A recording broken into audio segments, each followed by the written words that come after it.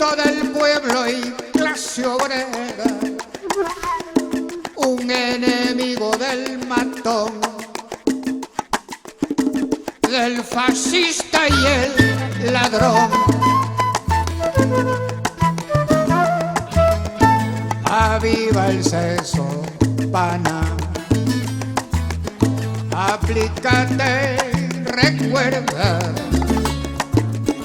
al 15 de noviembre de 1922. Han pasado 100 años de esa matanza en Guayaquil. Parece que fue ayer, mi hermano, la historia vuelve y se vuelve a repetir. Me matarán en la pelea, me matarán por ser quien soy. Grito del pueblo y clase obrera, un enemigo del matón, del fascista y del ladrón. Yo digo que no hay crimen más cruel y despiadado que aquel que se comete con bendición presidencial. Desde los Andes ecuatorianos, en las mágicas colinas aledañas al río Intac, provincia de Imbabura, nace un café, cultivado con amor por valientes mujeres a las que pertenece la marca Francesca. Cada grano se escoge con cuidado para que cada taza de café sea una experiencia única. Francesca te inspira. Francesca te apasiona. Francesca te enamora. En cada sorbo, descubre lo mejor de ti.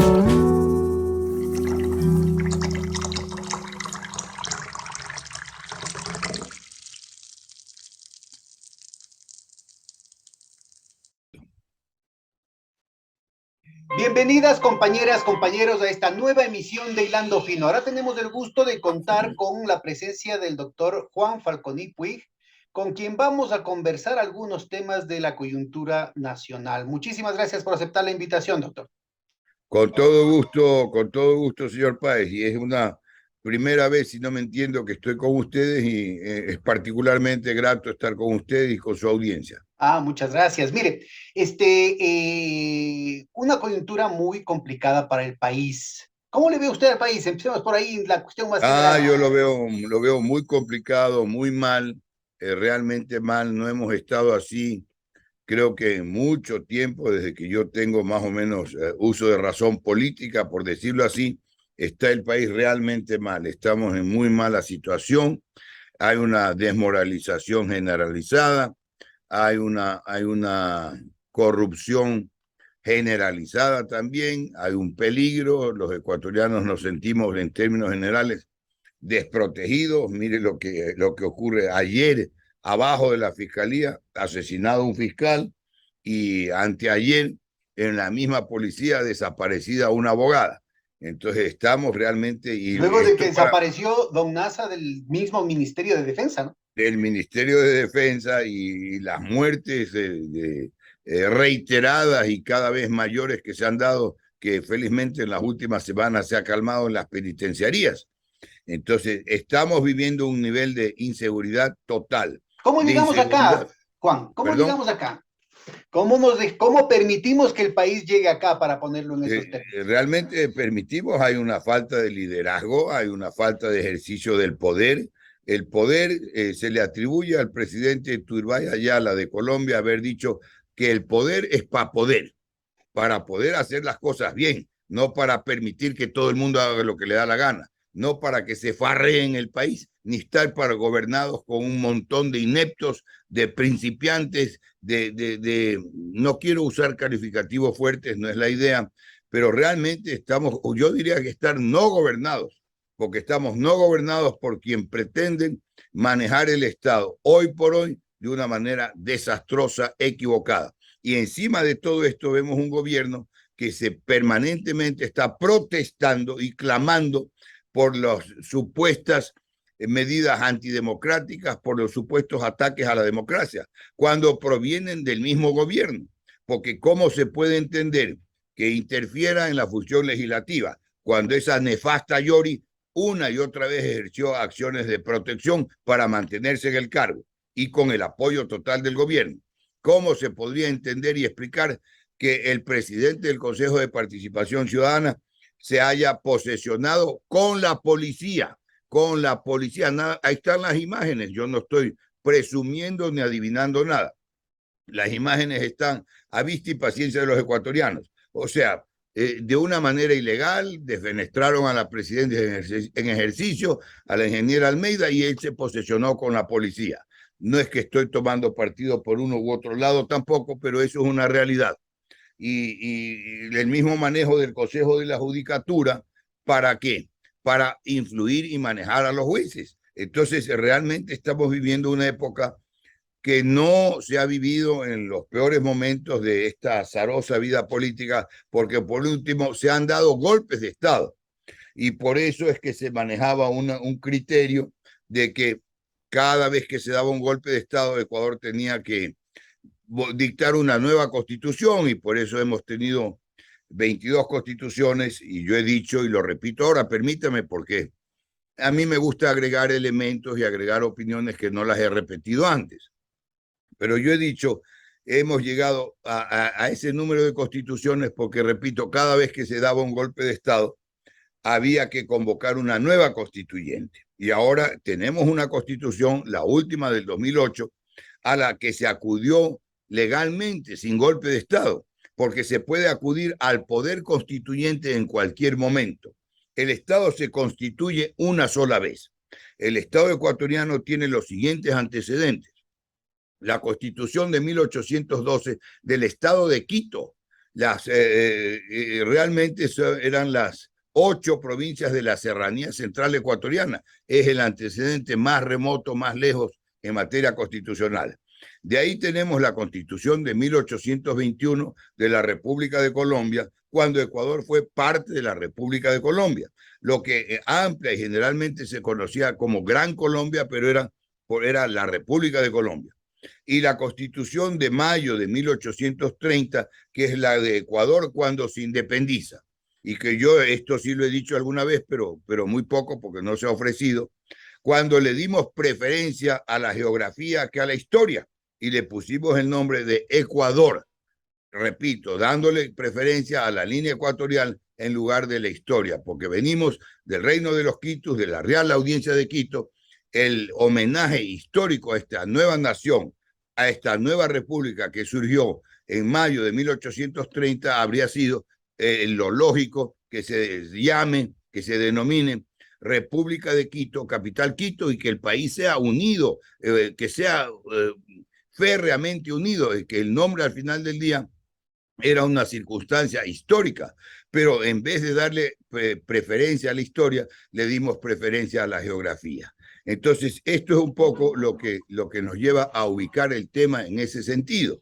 Ahora, esta perspectiva de largo plazo me parece que, a pesar de todos los errores con golpes de Estado, aquí no han habido santitos, pero en el país algo hemos hecho bien, los de arriba, los de abajo, para evitar al menos un siglo, más de un siglo, y las espirales de violencia tan dolorosas que han tenido nuestros vecinos, ¿no?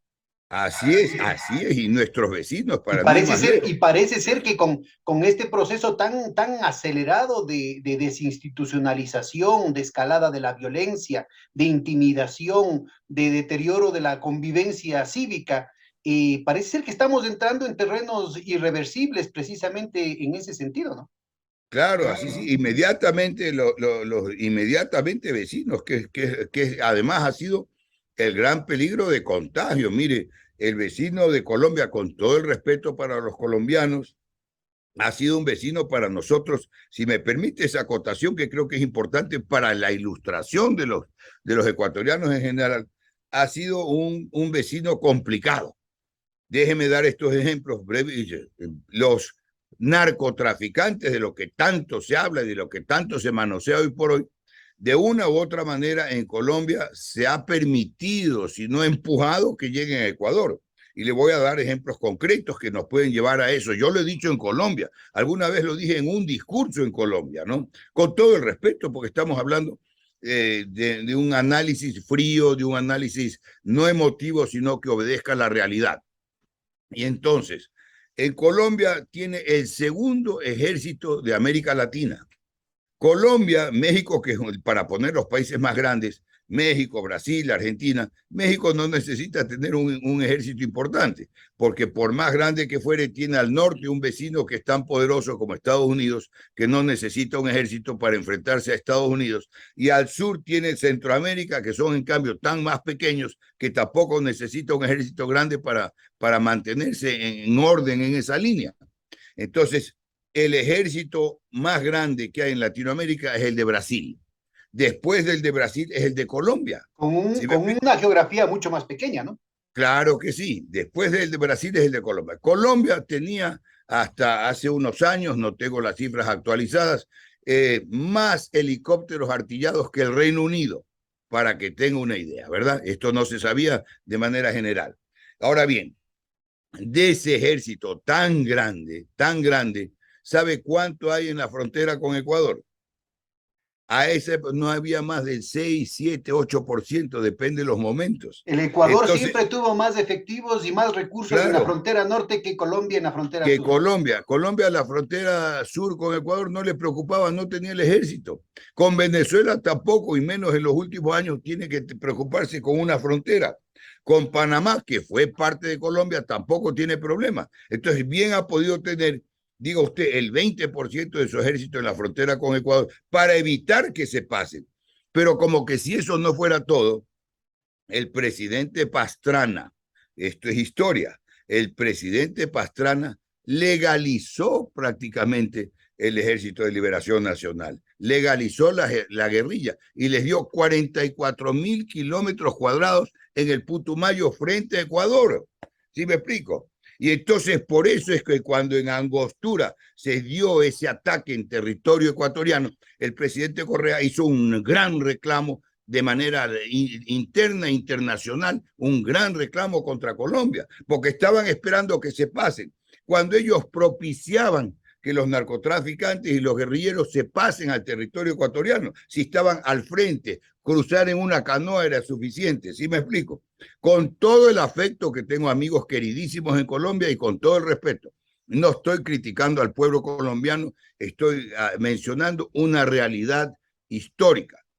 Entonces, claro, por vituallas, por cuidados médicos, por mil motivos se pasaban al territorio Ahora, de ecuatoriano. una u otra manera, eso significaba que el Ecuador era un santuario, para unos o para otros era un santuario, no se tocaba, y Claro, esa situación que duró décadas, y yo diría que lo mismo podría decirse con respecto a Perú, en una situación mucho menos conspicua, pero igual de exacto. subrepticia, pero en los últimos poquísimos años esta cuestión ha cambiado, y ahora lo que vemos es una disputa territorial de las Claro, mafias, colombianas, exacto. de las mafias Y que no mexicanas, tienen aquí en fronteras y que Ecuador. no les importa la frontera ni los límites oficiales. ¿Qué Pero cambió? déjeme Por favor, terminar con sí. esto, Pedro, que había un acuerdo entre los ejércitos colombiano, ecuatoriano, peruano, que cuando se trataba de perseguir delincuentes, como se denominaba en caliente, o sea, una persecución activa en ese momento, podía permitirse un paso por la frontera hasta cierto límite, porque no andaban con una cinta métrica midiendo la frontera, ni había los hitos fronterizos suficientes para determinar cuándo terminaba el territorio de un país y empezaba el de otro. Entonces era permisible y era permitido que se pasen unos pocos, diga usted, 10 kilómetros, 5 kilómetros, 3 kilómetros. Cuando andaba en caliente era persecución activa a los delincuentes, particularmente a los narcotraficantes. O sea, ese acuerdo que era de lo más sensato, que no daba lugar a un reclamo territorial, ese acuerdo no se respetó en la época cuando El ataque de Angostura era simplemente inadmisible. No es que se distorsiona de una manera infame la historia, la interpretación de los hechos históricos están inspiradas por odio, por venganza, por afectos o desafectos, cuando debe ser objetiva. La historia es una y esa historia es siempre la misma, porque la verdad histórica no puede ser no puede ser cambiada, alterada ni falseada. Tarde o temprano se sabe la verdadera historia. Y entonces vuelvo a lo de las constituciones y con eso termino esa intervención. La tesis mía siempre fue, pero siempre que recién graduado yo ya mantenía esta tesis, la violación de una ley y concretamente la violación de la Constitución tiene un remedio en la misma Constitución. Y de ahí que la Constitución de 1977, si no me equivoco, tenía una disposición que cuando termine el régimen dictatorial o el régimen de hecho o la situación de hecho y se retornaba a la constitucionalidad y a la legalidad, entonces volvía a imperar esa Constitución y que los responsables de haberla violado tendrían que pagar una culpa y pagar una pena. Entonces, ¿qué es lo que yo explicaba alguna vez también en Londres cuando era embajador y había un gran debate sobre problemas que se daban en Ecuador? Entonces, yo explicaba y decía, sí, la Constitución de Ecuador del 2008 era y es todavía una de las más avanzadas y tiene una doble legitimidad que podría explicarla, pero nos llevaría unos minutos más. Esa doble legitimidad. Pero el remedio para la violación de la Constitución está en la misma Constitución. Y tan es esto así que hay una Corte Constitucional antes llamada Tribunal Constitucional. Y ahí se impone el remedio, porque la Constitución ecuatoriana la violan desde los empleados judiciales, los de ventanilla, se violan 1000 veces al día, por decirlo de alguna manera, en toda la República.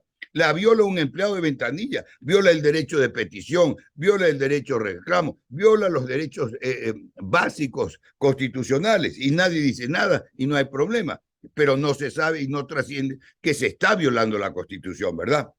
Los jueces la violan y por eso está la acción extraordinaria de protección, cuando los jueces violan la Constitución. Entonces, el remedio está previsto y yo ponía el ejemplo, ahí ya no había duda. Entonces, porque un patrono no le paga al trabajador, quiere decir que deja de tener vigencia el Código del Trabajo. Porque un contratista no cumple el contrato, quiere decir que deja de tener vigencia el Código Civil en el libro 4 de las obligaciones y los contratos. Por poner un ejemplo, todo lo contrario, está prevista en la ley y en la Constitución la sanción para el incumplimiento y el remedio para superar el incumplimiento. Básicamente era eso y estoy atento a cualquier otra pregunta, Pedro. Bueno, y habiendo esas disposiciones en la normativa que permitirían recuperar la regularidad, la normalidad, la institucionalidad y por tanto cauces para el convivir democrático, ¿dónde están los anticuerpos de la sociedad que van a activar esos procesos? Pues resulta ser que en las más altas esferas del propio gobierno, tanto el anterior como en este, hay una sistemática violación de la Constitución. A veces en el gobierno anterior por lo menos había un esfuerzo por encontrar los eufemismos que de alguna manera permitía, ya no eran las leguleyadas, sino las lenguleyadas, y ahora en cambio ni siquiera eso, ni siquiera hay un cuidado por las formas, ¿no? Exactamente, es lo que yo digo, puede usted llamarlo de distintas maneras, alguien con mucha fuerza diría hay un descaro impresionante, alguien diría con menos fuerza, bueno, no hay disimulo como usted acaba de decir, o hay un desenfado de violación permanente a la juridicidad y a la Constitución, con el agravante que se está justamente reclamando lo que se está haciendo. Me acuerdo, había un dicho también, era Dios rogando y con el mazo dando. Era un dicho político cuando yo era joven, y entonces a Dios rogando y con el mazo dando, eso es lo que se vive. Se reclama por la supuesta, y esto es importante que lo tenga claro y que lo tenga claro la audiencia, porque cuando la Asamblea está adelantando tramitando un juicio político, está entre sus facultades. Está previsto en la Constitución que se deba y se pueda llevar adelante un juicio político. Un juicio político no es desestabilizar el gobierno, no es atacar al gobierno como tal, sino ejercer una atribución que consta en la Constitución. Que quede claro que la Asamblea o el órgano legislativo, hablando en general, tiene dos facultades básicas. La de legislar, dictar leyes, y estamos viendo pues que legislan, ¿verdad? Aunque haya crítica a ciertas leyes, o a veces la sintaxis, la ortografía, inclusive de ciertas leyes, ¿verdad? Pero no vamos a adelantar esa crítica. Esa es una, la de legislar, y la segunda es la de fiscalizar. No está en un orden, no es la primera y la segunda, sino las dos facultades y atribuciones esenciales del órgano legislativo, hoy denominado Asamblea en Ecuador, son esas, la de legislar y la de fiscalizar. La fiscalización política, porque es el órgano político por excelencia, ¿sí me explico? Y entonces, por eso es que yo criticaba, si quiere para agregar este comentario de una vez, la consulta es la democracia directa. La democracia, la palabra, la acepción democracia viene del demos griego. Lo democrático era el pueblo reunido en la Plaza Mayor tomando las decisiones más importantes por unanimidad y con la asesoría de los mayores de esa comunidad. Pero en la evolución geográfica, en la multiplicación de los habitantes, etcétera, etcétera, no se puede hoy por hoy en ninguna parte del mundo, aunque en ciertos pueblos, y mire, tenemos nosotros el caso de la cultura indígena, y que ellos toman sus decisiones no mediante delegados, sino toman sus decisiones en sus órganos de manejo, sus asambleas o lo que fuere. Entonces nosotros vivimos hoy por hoy en un sector tan importante como ese, vivimos este tipo de democracia, pero en general la democracia hoy por hoy es representativa, ¿verdad? Se nombra delegados, se elige delegados, llámese diputados, llámese senadores, llámese diputados a la asamblea o asambleístas como quiera, pero son delegados. Y se nombra a los delegados en proporción directa a un número de habitantes, ¿verdad? Porque esa es hoy por hoy la manera de esta democracia representativa. Pero cuando se habla de la consulta popular es el ejercicio de la democracia directa. Ese es otro tema del que podemos hablar. ¿Por qué? Porque directamente, ¿quién es el soberano? El soberano es el pueblo. La soberanía reside en el pueblo, no en el presidente de la República, no en el presidente de la Asamblea, ni en los jueces. La soberanía reside en el pueblo.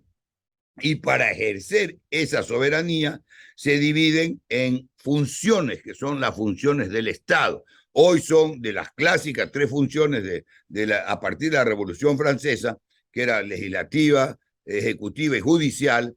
Hoy tenemos esas mismas tres funciones más la de control y transparencia, la electoral, tenemos ahí cuando menos dos funciones más, ¿verdad? Entonces, esas son las funciones del Estado. Pero no hay nadie que puede creerse dueño del Estado. Nadie es dueño, porque los que están ejerciendo el poder delegado a través de representantes tienen una delegación. Por eso se los denomina mandatarios. El presidente de la República es mandatario y a veces se lo denomina el primer mandatario, pero no es amo y señor. En la época de los Luises en Francia ya se terminó y pasó con la Revolución Francesa precisamente. 1789.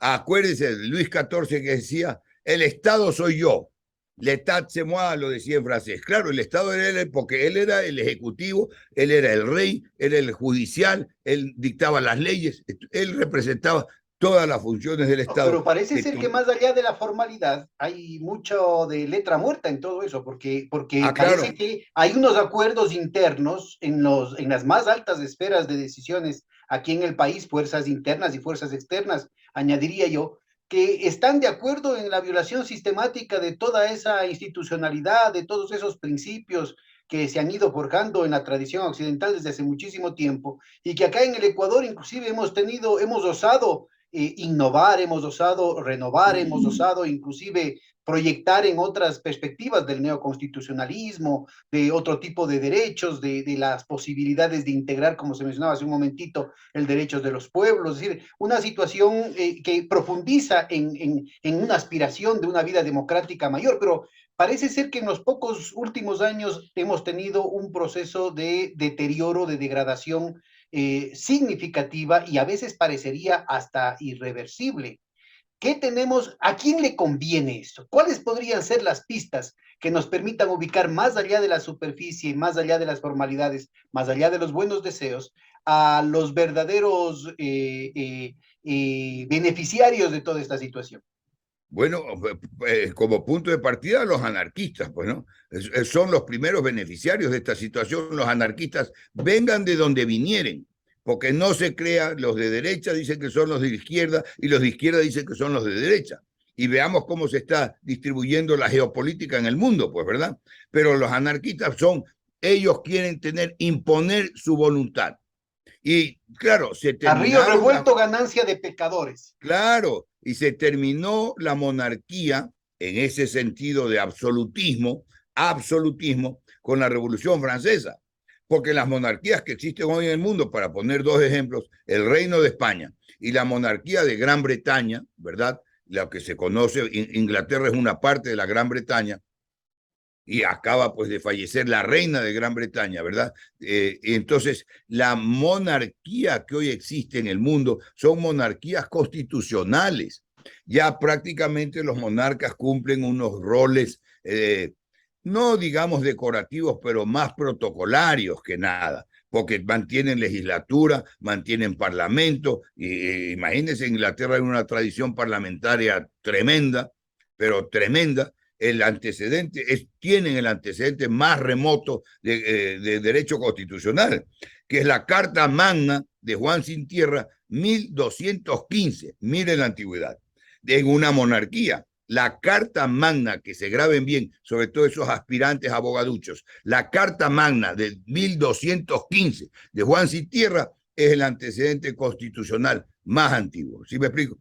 Y pido disculpas, se me salió esa palabra abogaduchos, porque realmente está tan deteriorado el manejo de esta profesión. Se ha pensado, y permítame hacer la cita, no son palabras mías, y esto se aplica a la política, un gran autor de derecho, porque era realmente excepcional, un gran autor de derecho, Ángel Osorio Gallardo, español, decía en una obra que se llama El alma de la toga.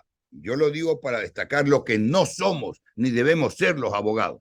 Decía en esta obra El alma de la toga, algo más o menos así, no tiene que ser palabras exactas ni la cita es exacta. Suele pensarse que la mejor simiente de abogado es el muchacho listo, el que puede hacer ver lo negro, blanco, el día o noche, lo claro por oscuro, etcétera. Ese muchacho listo es la mejor simiente de abogado. Y agrega Osorio Gallardo, y si eso fuera, sería realmente entender, vilipendiar y entender la abogacía peor, como más vil que la prostitución. Porque, en fin, la picaresca escuche, puesta como norma. claro, pero escuche la conclusión, porque, en fin, si la prostituta vende su cuerpo como protesta del alma, ese abogado estaría vendiendo el alma para satisfacer el cuerpo. Mire si no es ejemplar esa cita. Mire. Y mire que la leí, le he hecho así, acudí a esta cita de cuando en cuando, cuando daba clases antes de ir a Londres, y entonces está en mi memoria permanente como otras tantas citas de los grandes autores, ¿no?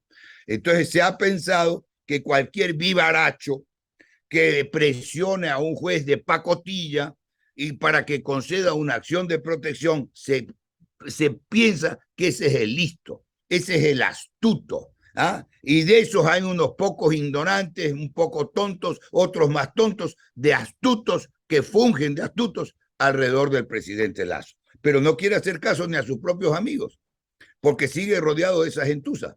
Bueno, ¿Sí me explico? y ahora pretende que con esta nueva consulta se va a solucionar todo en el país, cuando no se ve Claro, nada en términos ni de ejecución por el lado presupuestario, ni en términos de iniciativas, ni siquiera del encuentro. Se supone que era el gobierno del encuentro y tenemos conflictos, pero inclusive dentro de la propia coalición que ya claro. vinieron sembrando cosas desde la época de Lenín Moreno, ¿no?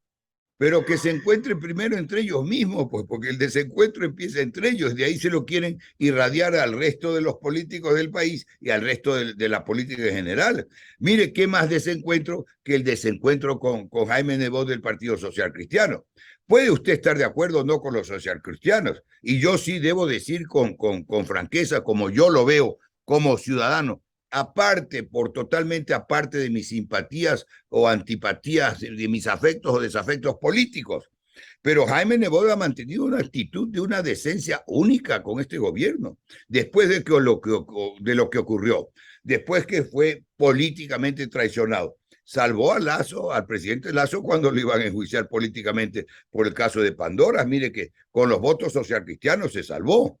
Entonces, ¿a qué razones habrá tenido Jaime Nebot? Serán sus razones políticas, personales, lo que fuere, pero le salvó la vida política al gobierno en ese momento. Entonces, él merece consideraciones. El presidente Correa, que se hicieron tantas transformaciones, que rige la constitución política que él promovió. La única política es odiar a todo lo que hizo Rafael Correa. Los odiadores, porque es un sector. La mayoría de la población lo vivió, está de acuerdo, acepta todas sus modificaciones y sus cambios. Pero, sin embargo, la moda de un sector, y ahí está, lamentablemente ha fallecido. No es cuestión de hablar mal o bien de un fallecido, pero la responsabilidad en el caos político que vivimos viene desde la época de Julio César Trujillo. ¿Sí me explico? Porque la consigna era manejar todo, convertir todo en un caos, que todo prevalezca sobre él mismo hasta días después para hacer un caos de la República, que desaparezca el Consejo de Participación, que se cambie la Constitución, que se reduzca el número de diputados. ¿Qué más quieren? ¿Y cuáles son las explicaciones para eso? Usted sabe cuántas páginas tiene el anexo de la consulta. Alrededor de 400 páginas, 400 y pico páginas. ¿Quién se va a leer un libro para ir a la consulta con la información necesaria? Por eso yo califiqué las preguntas, no todas necesariamente, pero son unas preguntas tramposas. Aquí están, ¿no? La pregunta: ¿quién no va a estar de acuerdo en que se combata el crimen organizado? Pero ¿quién no estaría de acuerdo en que las Fuerzas Armadas apoyen a la Policía Nacional como siempre lo han hecho? Pero que sea esto permanente no es posible, no es así. La policía tiene un rol, tiene una formación que debe profundizarse, tiene una preparación. Están preparados para tratar con el ciudadano común, con el ciudadano infractor, con esa gente. Pero no están preparados para librar una guerra. En cambio, las Fuerzas Armadas están preparadas para librar batallas, para librar una guerra, para destruir al adversario. Entonces, es una preparación que empieza por ser una preparación psicológica esencialmente distinta, ¿verdad? Entonces, la pregunta por eso es tramposa, pero todos vamos a estar de acuerdo en que se combata el crimen organizado, ¿verdad? Y la extradición es otra tomadura de pelo, porque la extradición, para que se conceda la extradición, eso parte básicamente de acuerdos internacionales. Entonces, el tratamiento es recíproco. Y la regla en materia penal para que haya extradición, porque si se da un incumplimiento en materia civil, no hay extradición, aunque una sentencia dictada en Ecuador en civil se puede cumplir en Colombia y viceversa, ¿no es cierto? Entonces, pero la extradición, para que tenga lugar, tiene que ser en materia penal. Y eso se rige por acuerdos internacionales o bilaterales, ¿no es cierto? Y va básicamente a partir del principio de reciprocidad. Pero, ¿por qué? Porque la ley penal tiene un ámbito territorial y la competencia para determinar las infracciones de tipo penal son territoriales. Lo que acá es delito no necesariamente es delito en otros países, ¿no es verdad? Y países de Medio Oriente, por ejemplo, hay una serie de actos. Por ejemplo, al delincuente, al que lo pescan robando, le cortan la mano. Eso acá sería simplemente inadmisible, ¿verdad? Atentaría contra los derechos humanos, pero es para dar un ejemplo. Entonces, las circunstancias son esencialmente territoriales en esa materia penal. Y la extradición cabe cuando hay un reclamo por un delito de un ciudadano de otra nacionalidad. Pero aquí se lo presenta, pues, si estaría de acuerdo con la extradición de ecuatorianos. ¿verdad? Si va un ecuatoriano, comete un delito en el exterior y viene corriendo a su país para lograr impunidad, no está bien. Y viceversa, ¿no verdad? Si viene un extranjero, comete un delito acá, es juzgado acá y ya se va a su país, tendríamos el derecho de reclamarlo para que lo envíen por extradición, ¿verdad? Sin embargo, los banqueros que se fugaron a Miami vivieron y viven como reyesuelos y nunca, y se pidió en Ecuador el año 2000 extradición y nunca fueron extraditados. ¿Sí me explico? Entonces, Esa situación asimétrica parece ser que va a ser la constante, es decir, el Ecuador quedaría en una situación, lo que en la historia china se llaman los tratados desiguales. Nosotros mismos estaríamos forjando la posibilidad de una serie de tratados desiguales con los Estados Unidos, porque sabemos que nunca cumple, ¿no? así es. Entonces, claro, y los Ahora, tratados y en el caso este de los banqueros multimillonarios afuera y bancos quebrados acá, tenemos además el agravante de que en el marco de todo este proceso de desinstitucionalización y con los pájaros disparando a las escopetas, que inclusive están recibiendo el vuelto, pues y el Ecuador, que no tiene plata para los hospitales, no tiene plata para las escuelas, no tiene plata para hacer obra pública, va a pagar miles de millones de dólares y además con abogados y bufetes de abogados vinculados al propio presidente de la República en un caso que perjudicó a tanta gente, tanto dolor causó en el país. claro, bueno, cebados como están en la economía y la moral de la República. Cebados en la economía y la moral de la República, porque esto viene de décadas atrás y ya el próximo paso, ya le devolvieron los bienes, ¿no es cierto? Ya les dictaron un aberrante recurso de revisión para exonerarlos de culpa en la Corte Nacional, le devolvieron después los bienes hace poco en un fallo bárbaro, después le devolvieron el mismo juez, Lituma, que ordenó la devolución de esos bienes, dicta una sentencia encima de otra, estando la primera ejecutoriada, dicta otra, que le devuelvan los bienes, ¿verdad? Y mantiene una demanda de 2.000 millones contra el Estado ecuatoriano, que somos súbditos de este sujeto, somos súbditos acaso. Dice, hemos sido colonizados. ¿Qué han hecho por el paisito? ¿Qué les debemos que ha hecho el paisito? Porque ya solo falta que reclamen las Galápagos, que le pongan una partida presupuestaria. ¿Por qué tiene que todo el Ecuador financiar sus fechorías? ¿De dónde estamos? ¿Qué ha dicho el presidente? ¿Qué interpretar ese silencio del presidente que reclamaba por otro tema legal? ¿Cómo interpretar eso? Ese es el punto, señor Páez. No se puede, a Dios rogando y con el mazo dando. No se puede calificar de la manera más despiadada los hechos que cometa gente a veces humilde, sencilla. No se puede mantener en la prisión, que hoy por hoy ir a una prisión en Ecuador es correr de riesgo de perder la vida, ¿verdad? Por un accidente o por una refriega o porque se confundan de una banda a otra cuando se están matando en las cárceles. Ese riesgo por robar una gallina, mientras que los se roban 3.000, 4.000 millones de dólares, viven como reyesuelos en Miami. Entonces ya no están los reyes de la época de Francia como decimos. Ahora tenemos un poco de reyesuelos que se han autodenominados a sí mismos, autocoronados a sí mismos, reyesuelos de un país, una ínsula barataria como se quería significar alguna época Ecuador, pero a eso nos han llevado, en eso estamos debatiéndonos. Yo creo que el país, como país, ha perdido al permitir esto en las distintas instancias, al permitir esos jueces, al permitir esos fraudes contra el Estado ecuatoriano, mientras la gente tiene que hacer en Quito 5 cuadras de cola para llegar a conseguir recién una cita en el Seguro Social, mientras se llevan y reclaman 2.000 millones de dólares, quienes saquearon a la República, ¿verdad? Entonces quiere decir que Ecuador ha perdido dignidad, ha perdido capacidad de reacción contra estos hechos, contra estas cosas aberrantes. Sin embargo, usted mismo, y lo hemos de una manera comentado, usted ha puesto ejemplos, vivimos una época en que había golpes de Estado, en que se rompía la Constitución, en que no se permitían ciertos excesos. Hoy día todo vale, todo vale. Y el que no está en contra, atenta contra la institucionalización del Estado. El que no acepta esto, el que protesta contra esto. ¿Sí me explico?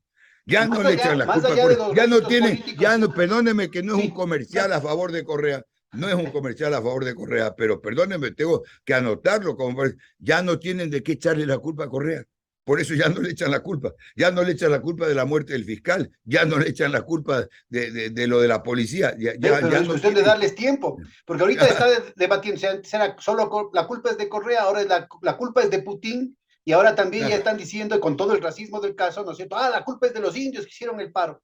Qué Y horror. se Sí, vienen pues, nuevas claro. movilizaciones, y la culpa es, inclusive Claro, les han no dicho es del así, gobierno, no es del desgobierno. pero La además culpa es de los me indios. parece Claro. importante, ¿no? Insisto en esto de los Increíble. pájaros disparando las escopetas, que son primero los ministros, Perdóneme un ratito. sí. Una sola precisión quiero hacerle sobre esta afirmación suya que recoge un dicho muy antiguo, lo conocemos desde jovencitos.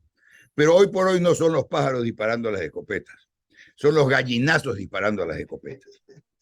Sí, yo creo que Eso es lo que estamos algo así, viviendo. ¿no? Algo así se Sí, viene, ¿no? hubo una evolución histórica también ahí. Sí, yo creo Ya que no es son más los pájaros, apropiado son los así. gallinazos los que disparan a las escopetas. Sí, no, la cuestión es muy grave porque resulta ser que son los ministros de la represión, los que, y además los ministros que tienen en su haber justamente, los ministerios que tienen en su haber justamente la desaparición de personas en recintos, tanto de la policía Imagínate. como del ejército, las Fuerzas Armadas, los que acusan a los movimientos campesinos, indígenas, a los movimientos sociales, Claro, que ellos son los financiados por el narcotráfico. Y es el claro, presidente de la República el que se hace eco de eso, ¿no? Entonces, la pregunta claro. es muy específica. A ver, todo este proceso de escalada de la violencia, de deterioro de las condiciones de vida en el país, de deterioro de la seguridad, de desinstitucionalización, toda esta cuestión de que a río revuelto ganancia de pecadores, ¿realmente beneficia a los campesinos indígenas que difícilmente logran completar el mes para su familia? ¿O será una cuestión, será que los narcotraficantes realmente necesitan los ponchos de las comunidades indígenas, o necesitan las Sí, artesanías o las papitas o los meyocos, o será que necesitan poderosas instituciones que permitan hacer el lavado que tanto requiere la mafia, tanto mexicana como colombiana? claro. Es inaudito. Realmente lo que hoy por hoy se vive en Ecuador es inaudito y no querer entenderlo, no querer remediarlo y tratar de buscar chivos expiatorios en otros sectores de la comunidad ecuatoriana, como dice usted los indígenas. Miren, en el último paro yo me acuerdo, tengo grabada la imagen, tengo grabada en mi mente la imagen, con estupor, cuando una mujer indefensa, una mujer indígena, que estaba reclamando por lo que ellos sienten justo, por lo que llevan 500 y pico de años pues de abandono, por decirlo de alguna manera. Si hay un sector de la comunidad que yo sí estoy de acuerdo que tiene que ser canalizada su protesta, que tiene que tratar de manejarlo continuo, pero había una mujer indígena cuando un militar la apuntaba y le ponía en el pecho el fusil, mate, le decía, mate nomás. ¿Qué más braveza que esa mujer? Mate nomás, dispara, le decía a la mujer indígena, porque estaba reclamando lo que ella estaba convencida que eran sus derechos.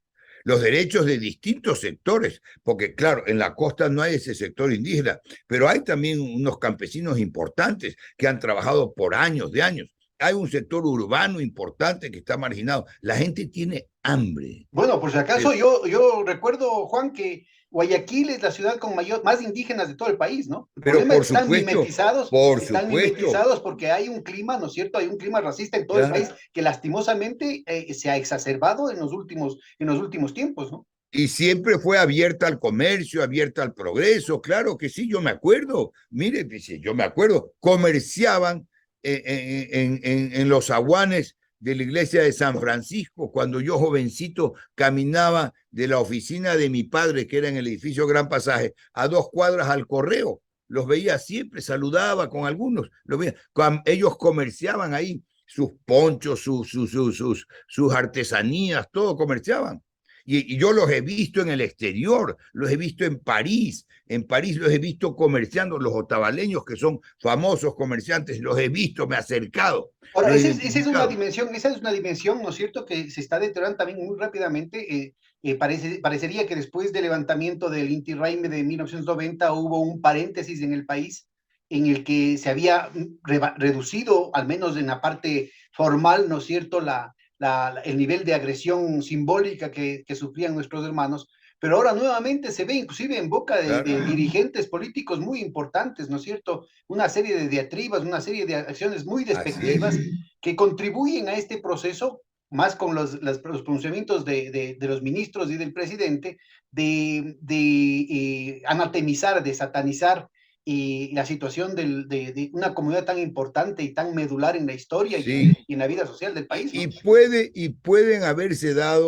pueden haberse dado a través de la historia y la historia reciente, pueden haberse dado algunos excesos, porque eso a su vez tampoco que le justifica que existan excesos, pero eso no puede ser base para generalizar y estigmatizar a un sector de la población ecuatoriana, que es un sector muy unido, muy importante, que están alrededor del 8%, del 6 al 8%, pero no deja de ser un sector importante del 6 al 8% de la población ecuatoriana, pero con esa identificación total, con esa unión que se Que ese maneja en términos 8% no generales. toma en cuenta al indio que tenemos todos adentro, ¿no es cierto?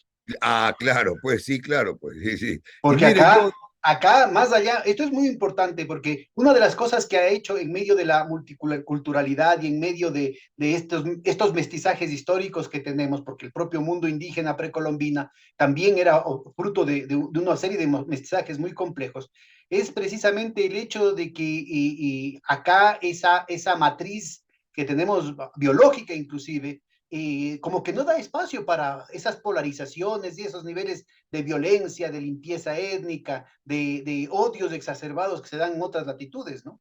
así es, así es. Y mire, los países son grandes porque puedan manejarse con sus distintos sectores étnicos, con sus distintos sectores políticos, porque lo contrario se vuelve ya en el dominio de un sector sobre otro, y eso no es posible. Eso no hace grande a ningún país. Ahora, Mire, más países, allá de estas coincidencias que tenemos en términos de esta dimensión tan importante, lo que estamos viendo más bien es exacerbaciones de odios y de polarizaciones en todo lado, ¿no? así es, Correístas, anticorreístas, puros contra culpables, gobiernistas contra antigobiernistas, indios contra el resto. exacto, Es decir, aquí el país, en lugar de este gobierno del encuentro, no solamente que tenemos los desencuentros, sino los recontraencuentros, permanente, los encontronazos. exactamente. Permanente desencuentro y lamentablemente el gobierno, los desencuentros del gobierno empiezan dentro de su propio sector y lo hemos visto, está la historia reciente, yo he hecho mención a un capítulo en particular hace un momento, pero claro, pues si no pueden manejarse, no pueden mantener el encuentro entre ellos mismos, ¿qué van Ahora, a es muy mantenerlo lastimoso para que todo el en la país? situación casi anecdótica que usted menciona, más bien sale perdiendo el país porque no se terminó de aclarar una cuestión tan grave como es el tema de los Pandora Papers, de los Panama Papers, de los Paradise Así Papers, es, en las que el claro. presidente de la República tiene una muy específica responsabilidad por ser el dueño tanto del Banco de Guayaquil como del Banco Banisi allá en Panamá. Y uno de los Así problemas es. más graves, sobre el cual ha habido inclusive un pronunciamiento popular muy, muy categórico en torno a no permitir que los funcionarios públicos puedan tener dineros en paraísos, en guaridas fiscales. Y resulta ser que el presidente de la República es uno de los operadores fundamentales de ese tipo de procesos, ¿No? ¿sí? El Y lo tema, dice el públicamente. tema, sí, el tema era y es muy delicado. El tema era y es muy delicado. Y yo, sin ningún ánimo de dar una versión en contra, ni mucho menos del presidente, yo dije en algún momento sobre este tema, el primer interesado en que esto se aclare debería ser el propio presidente. Resumiendo de alguna manera lo que usted acaba de anotar ahora, ¿no? Pero Porque no se ve ese el tema es esfuerzo. delicado. Y yo creo que es más grave todavía porque se frustra, se queda pasmado el juicio político en la El Asamblea, timbre, pero préndame el en aire. el país hay otros canales que tienen que examinar ese tipo de problemas, la propia fiscalía, y no se ve nada al respecto. Es decir, el juicio Claro, político es uno de los canales y que no agota todas las posibilidades porque hay una serie de elementos civiles y penales que no han sido aclarados. Pues. así es. Y eso, yo creo que eso, yo repito, el primer interesado en que eso haya debido quedar perfectamente aclarado ha sido y debería ser el propio presidente. Porque esto no va a quedar para indefinido. ¿Qué pasa en el cambio de gobierno? ¿Y qué pasa, sea antes o después del plazo? ¿Y qué pasa cuando llega un gobierno que no es de la misma línea política? Entonces, pues esa investigación se va a reabrir. Porque solo para dar un ejemplo, y ahí viene un poco la pelea por la Contraloría, por la Procuraduría, etcétera, porque yo decía, ¿qué habla? ¿Qué dice el procurador? ¿Qué explica al país sobre el caso ese de los 2.000 millones y de esos banqueros prófugos? Que hasta ahora están prófugos, porque hasta ahora, no obstante las ventajas que tienen, no tienen el coraje de mostrar la cara en el país. ¿Sí me explico? Hasta ahora no tienen ese coraje. Entonces, ¿qué pasa cuando esto cambie? Las cosas se van a revertir, las ilegalidades se van a revertir. Usted sabe de qué extensión, análisis y volumen es el informe de Contraloría sobre esos Pandora Papers. ¿Tiene una idea usted, Pedro? No. Ya, 3 páginas. De no creerlo, pídalo y consígalo. Creo de que la 3 información páginas. de prensa era un poquito más de las 3 páginas. Pero perdóneme un momento, 3 páginas. La primera es el oficio con el que se lo emite. La segunda es el dictamen, como lo llamaron, dictamen, que es un informe. Y la tercera es el principio de la página que termina lo dicho brevemente en la segunda página. Un problema y un análisis de esa magnitud, que hasta por consideraciones al presidente de la República ha debido ser más analítico, más formal, ¿no es cierto? Pero es lo que le digo, ¿no?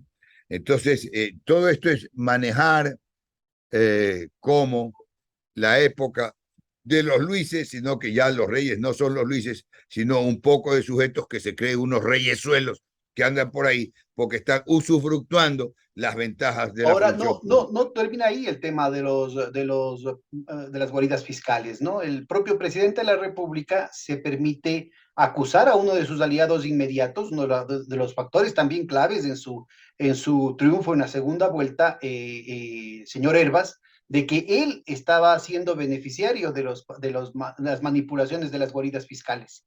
Pero Ese como lo ha tema, hecho en repetidas ocasiones, ¿no es cierto? Lanza la piedra y después esconde la mano, porque a conveniencia política, una acusación tan grave, ¿no es cierto? El momento en que dejó de ser conveniente, simplemente se olvidó.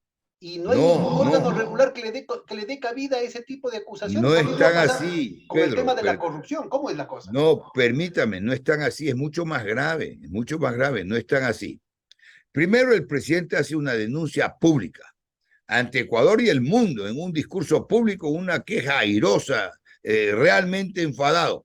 Hace una protesta airosa y dice que le han pedido dinero en efectivo, que el ex candidato de la Izquierda Democrática, que era un partido pues con básicamente una tradición quiteña importante, mire los personajes de nuestra política que han estado con la Izquierda Democrática, empezando por el muy respetable expresidente Rodrigo Borda, ¿verdad? Y dice que entonces que el candidato de la Izquierda Democrática les han pedido plata en efectivo y que el candidato de la Izquierda Democrática le ha pedido que le arregle un tema de impuestos. Esto es lo que está grabado. Podríamos ver las grabaciones para precisar cualquier detalle. Esa es la denuncia del presidente Lasso. ¿De acuerdo?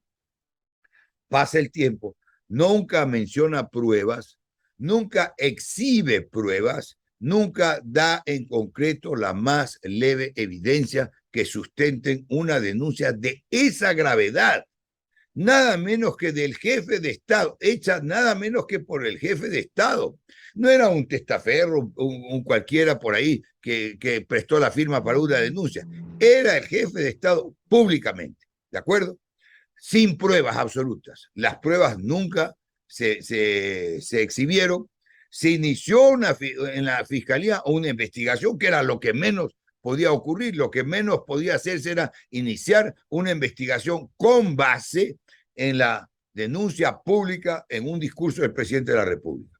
Y hace poco, a partir de precisamente, mire cómo dan los comentarios, cómo van hilvanando, a propósito del juicio, del eventual juicio al Consejo de la Judicatura, que no se reunieron en la Asamblea los votos suficientes, el presidente de la República desiste de la denuncia en la Fiscalía. ¿Qué es esto, pues? Es una pelea entre compadres, es un juego de niños. ¿A quién se le toma el pelo de la gravedad de esa denuncia? Lejos de sostenerla y demostrarla, desiste por conveniencias políticas, o sea, la negociación política inusual la negociación política más irregular, por no usar calificativos vulgares o comunes, la negociación política más grotesca a la vista de todo el mundo. Desiste el presidente de la República de su denuncia públicamente hecha. Pero insisto, el problema es que y ante la fiscalía, desiste a la fiscalía y dice, implica ya no. Responsabilidades penales y civiles. Claro, imagínense, claro, la falsa denuncia, para empezar. El delito que él acusaba, que él denunciaba, desapareció por conveniencia política. Y aquí no pasa nada. Y todo el mundo contento y colorín colorado. Y los partidarios del gobierno contentos, qué bien, se salvó la democracia. Pero no dicen los abogados también que eso es noticia criminis, entonces debería... Pero claro, es noticia por oficio deberían, la fiscalía, la procuraduría... La fiscalía debió seguir de oficio, sin ni siquiera esperar denuncia del presidente. Ya estaba la denuncia hecha públicamente en un discurso. Bastaba agregar una versión escrita o una transcripción y para el expediente escrito en la investigación y ya. Pero no podemos vivir así. ¿Cuánto va a durar esto? No, porque estamos viviendo un estado de irregularidad permanente. Ahora, pero ese no es un caso único, Juan, porque... De ilegalidad permanente, perdón. Y además ahí está el ejemplo del primer mandatario, ¿no? Este no es un caso único porque además eso lo repite con asambleístas de Pachacútica, los que también hizo unas acusaciones gravísimas. Claro, eso lo repite también el momento que dice que los dirigentes indígenas son financiados por el narcotráfico. ¿Dónde están las pruebas de todas acusaciones tan graves? Esa barbaridad gravísima, ¿cómo mantener eso? Y lo último que acaba de decir, que anteayer lo leí en la prensa escrita, que el expresidente Correa está buscando su propia impunidad a partir del movimiento indígena y de los reclamos de Pachacuti. Disparate de una magnitud impresionante. Disparate de una magnitud impresionante, es lo menos que se puede calificar, porque yo no sabía, no sé si usted tenga otra información que yo, pero yo no he sabido que el presidente Correa estaba sujeto a la justicia indígena, que la Constitución ecuatoriana la reconoce para ellos, para los miembros de esas comunidades. Pero aquí, según la declaración del presidente, tan disparatada, que dice que el expresidente Correa está buscando impunidad a través de los indígenas. ¿De qué habla? Del influjo psíquico, pues, a través del influjo psíquico. Claro, y después de todos estos hechos que estamos hablando, estamos perdidos. Ahora, realmente esto no tiene rumbo, y lo grave, lamentablemente, es que no se vislumbra ni una intención de corregir, ni una intención de buscar la unidad nacional, sino de segregar más al país, de dividirlos más, de satanizar más al adversario. Porque esto ya, pues, esto de atribuirle al presidente Correa semejante barbaridad, no es otra cosa, es muy parecido a la denuncia pública de los diputados de izquierda, de lo que dijo sobre los diputados de izquierda democrática, y al desistimiento después en la investigación de la fiscalía, cuando le daban el apoyo para el juicio político al Consejo de la Judicatura, nada más. Ahora, nada menos, perdóneme un ratito, Pedro, que esto es gráfico. Alguna vez me lo han copiado, que no es mía la frase. Nada más, nada menos, como decía Ortega y Gasset. Y un día yo la usé esta frase en la Corte Suprema hace muchos años, en esos juicios con los mafiosos prófugos, ¿no? Entonces le decía, nada más, nada menos, cuando yo terminaba mi exposición, como decía Ortega y Gasset. Y yo veo a los ministros que se miraban ante eso como, ¿quién será Ortega y Gasset? Entonces les dije, es la misma persona por si acaso.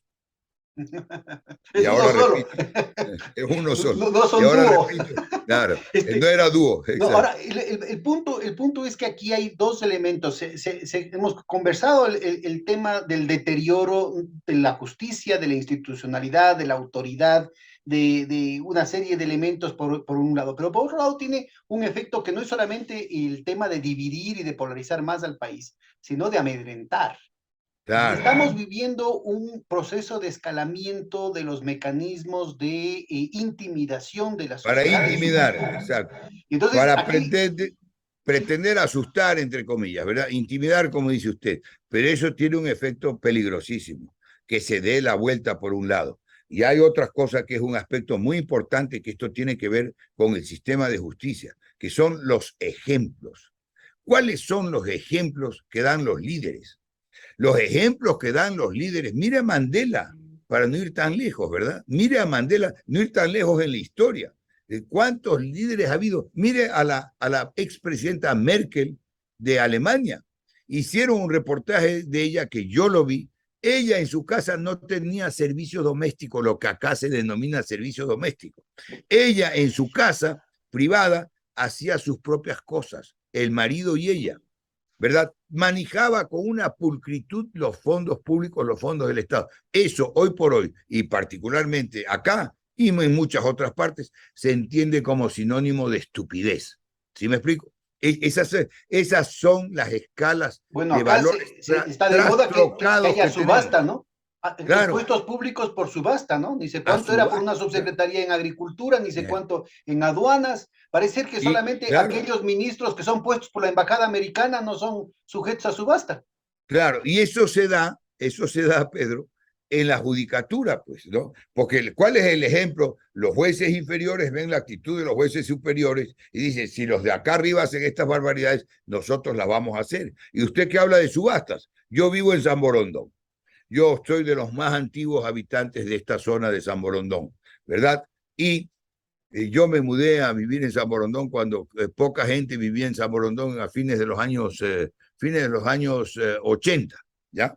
Entonces, hoy por hoy, en lo que se me ha informado, no tengo prueba, no tengo evidencia, por eso no la ofrezco, se dice que los juzgados de San Borondón son los más apetecidos, porque son los más rentables. ¿Por qué son los más rentables? Porque hay conflictos que implican más dinero, más aquí, más allá, etcétera, etcétera. ¿Sí me explico? Eso se da en la justicia. Eso se da en la justicia. Y entonces, para dar un ejemplo, que es lo que usted ha dicho, ¿cuáles son más apetecibles, entre comillas, que otras funciones? O sea, la función de vocación, el entender que el funcionario es el que da honra al cargo, ya desapareció. Hoy por hoy ya es importante el que lo nombraron cualquier cosa. Contar que lo nombraron, no importa que tenga o no tenga los méritos, no importa que sepa o no castellano, no importa que escriba con faltas de ortografía, no importa que no tenga idea del más elemental sentido político democrático. Lo importante es que se crea vivaracho y que vaya a amenazar a los ciudadanos o que vaya a amenazar a los jueces para que emitan acciones de protección que le interesan o le convienen al gobierno. Eso no En puede ese durar encuadre, mucho más. inclusive, por ejemplo, lo que usted mencionaba, podrían haber discutible una posición u otra con respecto al tema de la extradición, por decir alguna cosa. Podría también convertirse en un instrumento de amedrentamiento, de intimidación. Ah, claro, lo extradito, me dice, ¿no? Pórtate bien o te extradito, por dar un ejemplo, ¿no? Es Claro. decir, ahora que la Embajada de los Estados Unidos se ha convertido en árbitro de la moral, quitando y Ah, poniendo visas, entonces también podría convertirse a eso un elemento, ya se ve en el caso de Assange, ¿no? El peligro, inclusive el peligro de pena de muerte, ¿no es cierto? Que el Ecuador renunciando a una tradición diplomática, una tradición en el derecho internacional, una tradición inclusive interna, inclusive con las dictaduras, y comete semejante barbaridad. Y ahora tenemos una situación en la que se están planteando con el argumento fácil para conseguir el sí, con el oportunismo de la coyuntura política, en realidad se estarían planteando una serie de elementos irreversibles que romperían con esas tradiciones, ¿no? y quiere que le dé otro elemento histórico de historia reciente, de estas barbaridades inadmisibles, porque realmente inadmisibles, por el tamaño de la estupidez. Y cuando digo estupidez, permítame hacer esta aclaración. Yo sé, y por eso lo digo, que suena más fuerte de lo que significa. Estúpido es solamente poco inteligente, pero estamos rodeados de estúpidos, ¿no? Decía Dostoyevsky, no Juan Falconi, Dostoyevsky decía, ya solo falta que nos prohíban pensar para no ofender a los imbéciles, ¿verdad? ¿Y para qué digo esto? Imagínese usted un canciller de Ecuador, reclamándole al reino de Bélgica, otro reino, constitucional por supuesto, reclamándole al reino de Bélgica que extradite al expresidente Correa, a quien le habían dado asilo político. ¿Qué tal? ¿Cómo le suena eso al más sensato, elemental y principiante de los diplomáticos ecuatorianos? No digamos a un canciller. ¿Cómo interferir en la decisión de un Estado, ni de un Estado con la tradición de los Estados europeos, ¿verdad? Como el Reino de Bélgica, a decir, usted no puede dar asilo político al expresidente Correa, extradítelo a Ecuador. ¿Cómo le resulta eso? ¿No es una muestra, acaso, evidente de la persecución infame al presidente Correa? Sí, pero están ahí, fluyen las pruebas, por aparte de que uno sea simpatizante o no de Correa. Esas evidencias son ante el mundo, el hazmerreír de la diplomacia latinoamericana, no digamos mundial, no digamos europea, pues, ¿no? Habrán dicho, ¿qué le pasa? ¿Será que todavía anda en plumas como a veces se refieren despectivamente a nuestros habitantes? Despectivamente por compararlos con el sector indígena. Pero es que ciertas actitudes son tan traídas de los caballos que dan para cualquier tipo de afirmación. Desde ese escrutinio, Juan, ¿usted ve algo que la consulta pueda resolver aquí en el país? ¿Está llamada a componer algo de todo este desbarajuste? Nada va a resolver, nada va a resolver, y yo creo que cuidado se funden ahí la consulta con el pronunciamiento de la revocación del mandato. Porque ese es el otro punto. La revocación del mandato también es democracia directa, al igual que la consulta. Y eso está medio que entre dormido, manejado ahí a oscuras. Ya había un pronunciamiento del Tribunal Contencioso Electoral que sigue el trámite, etcétera. Bueno, ¿por qué no se hacen las dos cosas al mismo tiempo? Que hagan la consulta y la revocación del mandato. A ver, ¿cuál es la decisión mayoritaria de los ecuatorianos? ¿Sí me explico? ¿Quién tendría que pronunciarse al respecto? ¿Perdón? ¿Quién tendría que pronunciarse al respecto? El Consejo Nacional Electoral respecto de la revocación del mandato. Y de la consulta, la Corte Constitucional, que ya está emitido un documento, pero un documento sui generis. Realmente un documento sui generis, que aquí está, en el que yo no sé si esto está antecedido de un oficio, porque se dirige aparentemente a la Corte Constitucional. Pero dice aquí, el presidente, en mi calidad de presidente constitucional, me presento ante ustedes con la siguiente solicitud de control constitucional, previo y automático, como lo prevé la Constitución, pero no está dirigido a nadie, a no ser, digo, que esté precedido de un oficio. Pues no puede dirigirse en esos términos a la Corte Constitucional si no le está enviando por elemental delicadeza, ¿no? Debo yo hacer la reserva que es muy probable que exista, sino que es un país donde lo imposible es lo probable, ¿no? ¿Verdad? Entonces, pero la posibilidad de que esté precedido de un oficio dirigido a la Corte en la que se le adjunte este documento. Ahora, ¿cuáles serían los tiempos específicamente para el tema de la revocatoria del mandato? No, eso ya está al punto de que se apruebe en el Consejo Electoral y tendría que llamarse al pronunciamiento popular. Por eso es que digo que podrían coincidir los dos eventos electorales para no hacer un pronunciamiento de los electores y en un momento y 2 semanas después otro, pues, ¿verdad? Con un gasto gigantesco, ¿no? Un gasto gigantesco de una vez que se fundan, pues, ¿no?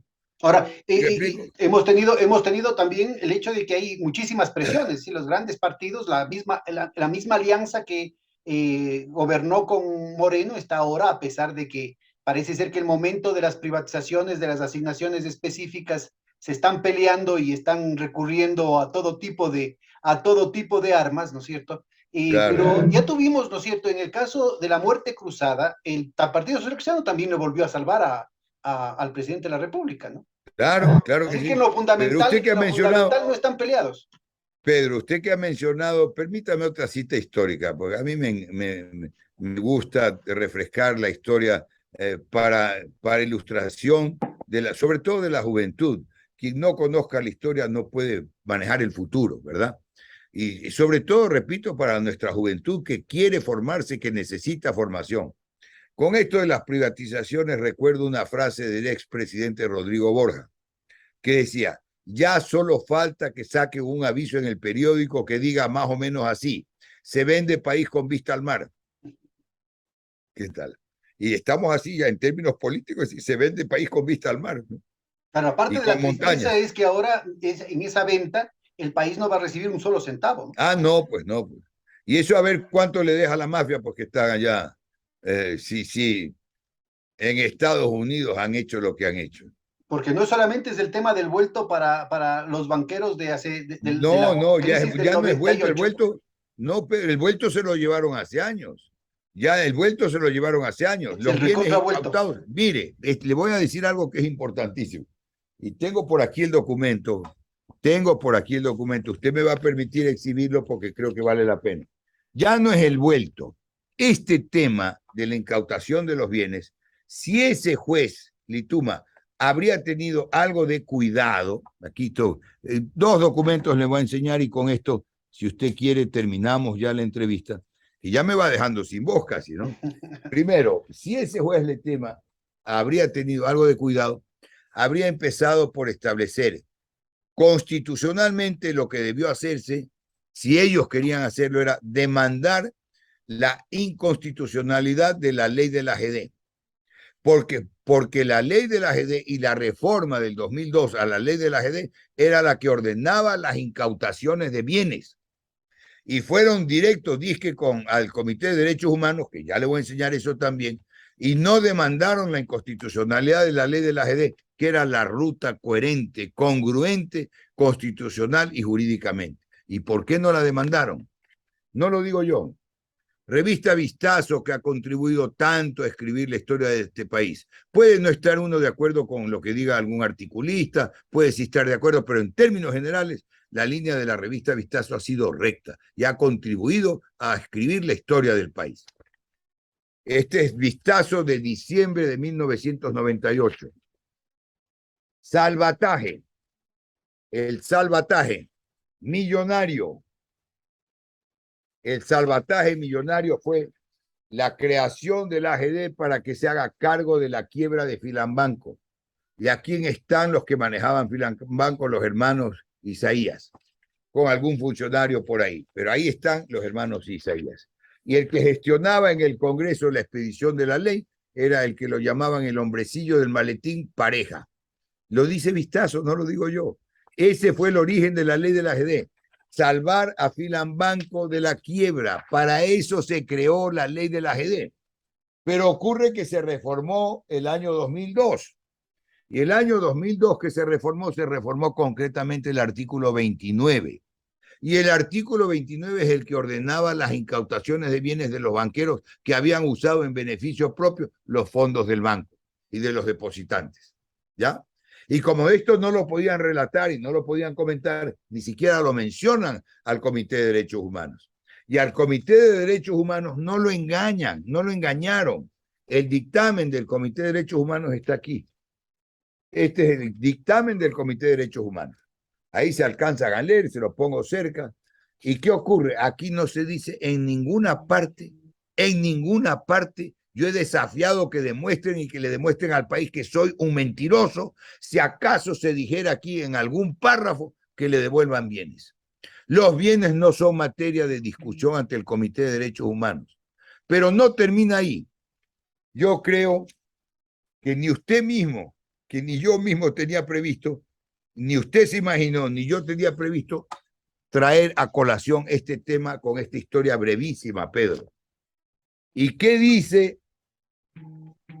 ¿Qué se dice en el análisis de las decisiones del Comité de Derechos Humanos? Esto sí le voy a leer un fragmento. Y repito lo que he dicho en alguna entrevista, que estos papeles están a su orden, a la orden de quien quiera. Los puedo entregar físicamente, los puedo remitir por mail. Estos son los documentos verdaderos del Comité de Derechos Humanos. Selección de decisiones del Comité de Derechos Humanos adoptadas con arreglo al protocolo facultativo. No lo digo yo, no tienen que creerme a mí. Y en esas elecciones de comité le voy a leer este párrafo que está hecho un recuadro por mí, a ver si se alcanza a ver en la cámara, ¿verdad? Lo pertinente de este cuadro. Por eso es que no lo exhiben. Y que haya jueces de pacotilla que den por cierta la afirmación de que el comité dijo que le devuelvan los bienes, cuando le dieron las decisiones preelaboradas, preescritas, que ni siquiera se molestaron en cotejar los documentos, que hayan dicho que el comité dijo que le devuelvan los bienes. Tengo esas sentencias. Esos jueces deberán ser más adelante, cuando se recupere la justicia en Ecuador, enjuiciados ellos mismos, porque no puede seguir este país viviendo así, viviendo bajo la farsa. ¿Qué dice el viviendo párrafo? bajo la farsa. Véame esta frase. Numeral 7 de las decisiones, de la selección de decisiones del Comité de Derechos Humanos. No estará de más señalar que el comité no es ni un tribunal ni un órgano con mandato cuasi judicial, como el órgano creado en virtud de un instrumento regional de derechos humanos, es decir, el Tribunal Europeo de Derechos Humanos. Y sigue. Las decisiones sobre los méritos de una comunicación, que es, vale decir, la reclamación, la información, ellos lo denominan comunicación, son comparables, en principio, a los informes de la Comisión Europea. Recomendaciones no vinculantes. Las decisiones del comité no son obligatorias.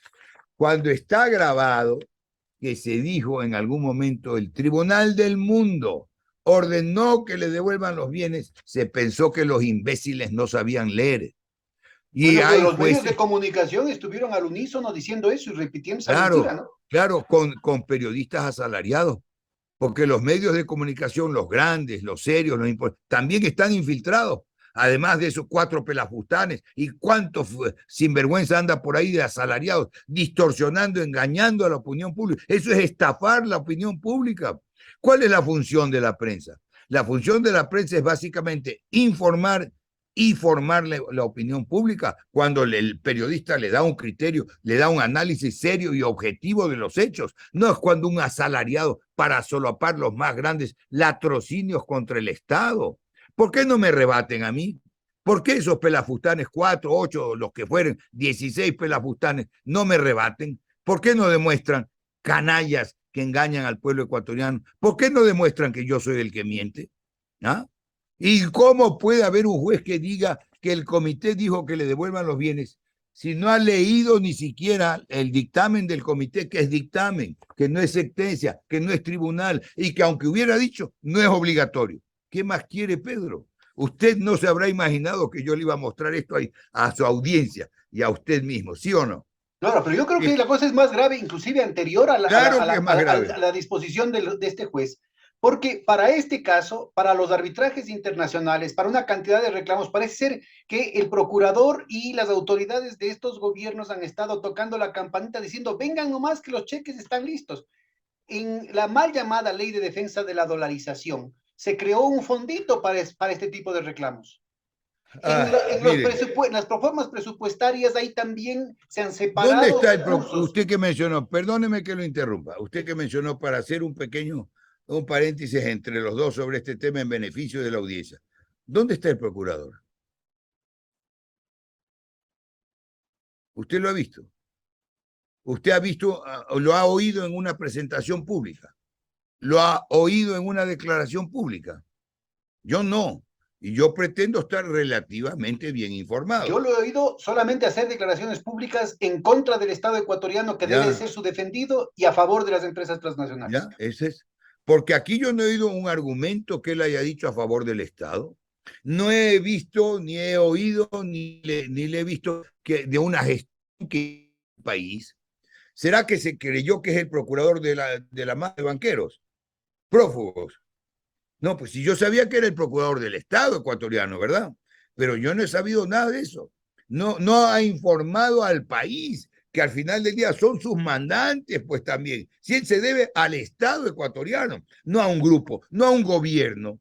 ¿Por qué no? Él es el abogado defensor del Estado ecuatoriano, claro. Debería estar defendiendo a capa y espada el interés del país. Al Estado ecuatoriano dejando la vida en esa defensa. ¿Por qué no la hemos visto? No, al contrario, ha dicho que los que tienen la razón son las empresas transnacionales, con lo cual abre la puerta para, por ejemplo, vengan más arbitrajes, con lo cual abre la puerta para que haya un nuevo tipo de reclamaciones de parte de tantos banqueros que se pueden sentir perjudicados y que pueden encontrar nuevamente con la picaresca a la que hacíamos referencia hace algún rato, ¿no es cierto? La posibilidad de encontrar un chequecito al final del túnel, pues. Entonces eso lleva a la más dramática inconstitucionalidad, aunque se cuestione que el Estado puede ejercer acciones constitucionales, aunque se cuestione que no es final, pero lleva a la más dramática inconstitucionalidad que el Estado ecuatoriano está en total indefensión, no hay quien lo defienda, porque el procurador, que es el llamado a defender al Estado ecuatoriano, no lo defiende, ¿no es cierto? Y además no hay abogados particulares, voluntarios, que puedan defenderlo, porque le cierran las puertas. Yo en algún momento remití una comunicación a la Procuraduría. Mire, aprovecho para decirlo, puedo tener copia por ahí, debo tener copia, no que puedo, debo tener copia, dándoles información y ofreciéndoles colaboración desinteresada en cualquier momento, poniendo a las órdenes lo que conozco de ciertos casos y la documentación que yo pueda tener de ciertos casos. Nunca ni me acusaron recibo. O sea, la contaminación en esa institución hay que verla con cuidado. ¿Y cuándo lo van a fiscalizar? ¿Y cuándo lo van a llevar a juicio político? ¿Y cuándo se va a verificar cómo funciona toda la institución? Yo no estoy pretendiendo generalizar, pero no ganan nunca un juicio a favor del Estado, ni dentro ni fuera del país. ¿Sí me explico? Pero además, además yo, se hizo al apuro una cuestión que el Ecuador había salido del CIADI, de estos arbitrajes internacionales, durante 11 años y atropellando claro, toda disposición, inclusive la Constitución, ¿no es cierto? Tanto claro. la Y embajadora se salió del Estados Unidos CIADI, como la claro, Corte Constitucional atropellaron todo tipo de disposiciones claro. para apresurarse nuevamente a reingresar al CIADI y poder girar los cheques a favor Pero de los ahí es importante, mi estimado Pedro, que usted señale por qué y cuándo Ecuador se salió del CIADI.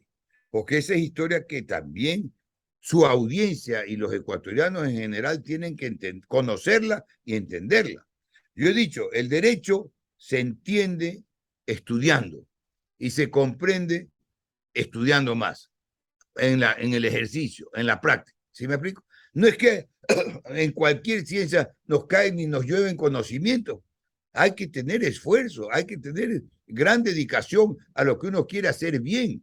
Y tienen que los ecuatorianos entender qué pasó con lo del CIADI. Tienen que conocer la historia, tenemos que conocer la historia. Me incluyo, me falta tanto por conocer. Mire, a ver, el presidente Correa sacó a Ecuador del CIADI. ¿Y por qué? Porque Ecuador nunca ganaba un juicio en el CIADI, que no es otra cosa que el Consejo Interamericano de Arbitraje. Nunca ganaba Ecuador un arbitraje en el CIADI. Por eso es que Ecuador, el presidente Correa lo sacó a Ecuador del CIADI. Ahora ha vuelto y ha vuelto a seguir perdiendo los juicios. Claro, ¿Sí pero regresa además para poder viabilizar el pago de tanto de claro, Perenco como claro. ¿cómo es? De Oxy, como de Chevron Texaco. Entonces, son miles de millones de dólares los que están pendientes sobre la cabeza de los ecuatorianos. Los que La están en Reserva juego. Internacional, Claro. hay más de 8% del Producto Interno Bruto, no se gasta en hospitales, no se gasta en los niños con enfermedades catastróficas, no se gasta en las escuelas, en los colegios, no se gasta en obra pública, se tiene guardadito ahí, ¿no es Claro. cierto? Para que La gente con reserva, nombres y apellidos la sagrada reserva. Y se decía, 5 cuadras de una fila para conseguir una cita con el Seguro Social, pero ya le devolvieron los bienes, ya y con gran viveza, los pusieron a nombre de un fideicomiso. Bueno, ya Ahora, veremos qué pasa ¿y con cuál eso en es, el futuro. Perdóneme esto. Sí, Perdóneme esto. Entonces, ¿qué es lo que ocurre? Con gran viveza los pusieron a nombre de un fideicomiso, ¿verdad? Ya, devolvieron los bienes. Eso se aspiraba que sumaban 600 millones de dólares. Pero la determinación de las pérdidas, que no la hizo un funcionario público, que no la hizo la superintendencia de bancos, donde había algunos sujetos comprados, que la hizo la compañía internacional Deloitte and Touch, ¿ya? Porque cuando pasó, producto de lo que le hemos visto aquí en la revista Vistazo, cuando pasó Filambanco a la AGD, para que vea, porque han tenido el cinismo de decir que lo pasaron operativo bien, le pusieron de capital 1.000 sucres. 1.000 sucres. ¿Cuánto es eso? 20 centavos de dólar. ¿Sí me explico? Ese era el capital de Filambanco. Y tan es esto así que estas fechas también usted me hace recordar. La ley de las EDES, 1 de diciembre. 2 de diciembre pasó Filambanco a la AGD. Y 3 de diciembre le dieron los primeros 140 millones de dólares, ¿verdad? Y entonces estamos hablando de miles de millones de dólares. Las pérdidas que tenía el banco eran de 654 millones de dólares determinadas por Deloitte. Eso es lo que se pretendía apenas cubrir con las incautaciones. Pero había además los créditos vinculados a 7 años plazo, cero interés. O sea, vinculados eran los créditos que ellos se habían dado a sí mismos con la plata de los depositantes, con la plata del público. Los créditos vinculados, los malos manejos, los fondos del Banco Central con el préstamo de liquidez, que se lo llevaron a Filambanco Trust. Los préstamos de liquidez no eran del Banco Central para bancos extranjeros. Ese era un banco en Panamá, ¿no es cierto? Entonces, y así va sumando usted toda la bola, le lleva como a 3.000 millones de dólares. Roberto Isaías cobró cuando pasaron y le endosaron, le enchufaron Filambanco quebrado al Estado ecuatoriano a través de la ley de la AGD. Roberto Isaías, puedo exhibir el documento, le cobró liquidación laboral cuando era el representante legal del banco. ¿Qué tal? De no creerlo, ¿no? Por eso yo he dicho que se han cebado en la economía y la moral de la República. Ahora, y el presidente Lazo lo invito una vez más a que diga algo sobre esto. No puede guardar ese silencio. Pero no solamente que no se dice nada, por favor, Juan, sino que además, y con esto vamos cerrando, porque se solapa. No solamente es lo que pasó hace 20 años, sino que nuevamente con una serie de normativas que empezaron con la mal llamada Ley de Fomento Productivo del 2018 y que se han ido perfeccionando perversamente ley tras ley, incluyendo la mal llamada Ley de Defensa de la Dolarización y con la última mal llamada de Desarrollo Económico, se ha recuperado la misma estructura de incentivos, la misma desregulación que creó las condiciones del zafarrancho bancario de fines de los años 90. Pero además se llega, ¿no es cierto? Usted ya lo mencionó, se llega a reinstaurar los créditos vinculados. Claro, claro. ¿Qué hace la sociedad? ¿Qué debe hacer el país? ¿Qué deben hacer los abogados? ¿Qué deben hacer las escuelas de derecho? ¿Qué deben hacer los economistas? ¿Qué deben hacer los estudiosos del sistema financiero para evitar que volvamos a tener la tragedia que tuvimos hace 20, 25 años? Mire, mi estimado Pedro, y ya que usted menciona el derecho, permítame terminar con otra cita. Permítame terminar otra cita que viene a la vena de lo que usted acaba de anotar. ¿Qué hacemos con el derecho? ¿Qué pasa con los estudiantes de derecho? ¿Qué pasa con las facultades de derecho? ¿Y qué pasa? ¿Dónde se graduaron esos jueces de pacotilla? ¿En qué universidad de garaje se graduaron? Había un gran maestro italiano, pero un gran maestro, tantos, ha habido tantos grandes hombres en la historia de la humanidad y de la historia nacional. Ha habido personajes de la magnitud de Eloy Alfaro. Pues mire usted, y analicemos a la tranquilidad y a la serenidad de los años, fines de 1800, principios de 1907, Código Penal de Eloy Alfaro, Código de Comercio de Eloy Alfaro, obra material, el ferrocarril que unió a la serranía ecuatoriana con el mundo exterior a través del ferrocarril a Guayaquil. Antes de eso era una semana, 5 días, 8 días a Loma de Mula, cruzar y llegar a la capital desde la costa ecuatoriana. Entonces, esa era la magnitud de Alfaro, para no decir más. La revolución liberal, la revolución alfarista, matrimonio civil, registro civil, concordato con la Santa Sede, que yo respeto, yo soy católico, me declaro orgullosamente católico y respeto a todas las demás religiones, ¿verdad?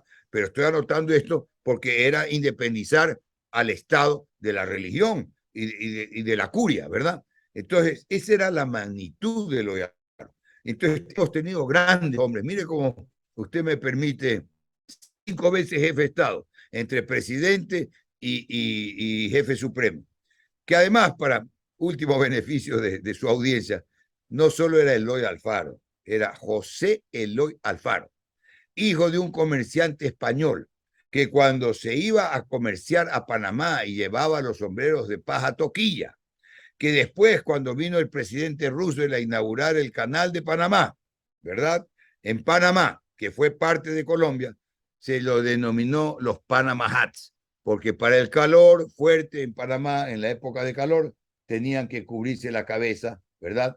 Y entonces ahí vino la denominación de Panama Hat, que sigue vendiéndose y comercializándose como Panama Hat hecho en Ecuador. ¿no es cierto? Entonces, vuelvo al tema.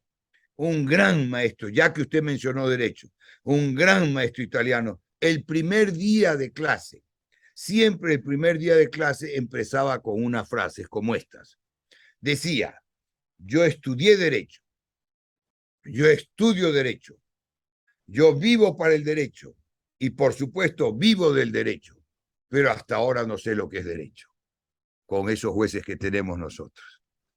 Creo que hemos dicho bastante, mi estimado Pedro. Usted ha Sí, hablado así hemos conversado, es una conversación muy intensa, llena muy amena, de elementos muy interesantes, que ojalá despierten un debate en el país, un debate que vaya más allá de las diatribas y de las acusaciones y que permita encontrar soluciones. Pero así todo nos quedamos con un montón de temas en carpeta, Juan, así es que para otra comprometo para una pues nueva invíteme conversación. nuevamente, claro. Bueno. Si usted me invita nuevamente, yo estaré grato de atender su invitación y otra vez me comunico con su audiencia a través suyo. Muchísimas gracias y hasta la próxima emisión de Hilando Fino. Gracias a usted, mi estimado Pedro, y la próxima vez seguimos hilando fino. ¿Buscas una plataforma para estar informado? ¿Ya te cansaste de los mismos de siempre, de las noticias sesgadas, de los medios tradicionales, de aquellos que mienten? Pues espera, te presento a Hoja de Ruta. Somos una propuesta de comunicación diferente, más comunitaria, más veraz. ¿Quieres conocernos? Quédate aquí. Te prometemos información de calidad. Contenido disruptivo.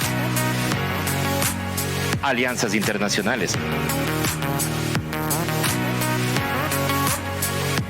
Comunicación comunitaria. Investigación profunda. Y lo más importante, tú serás parte de nuestra comunidad. Somos Hoja de Ruta Comunicación.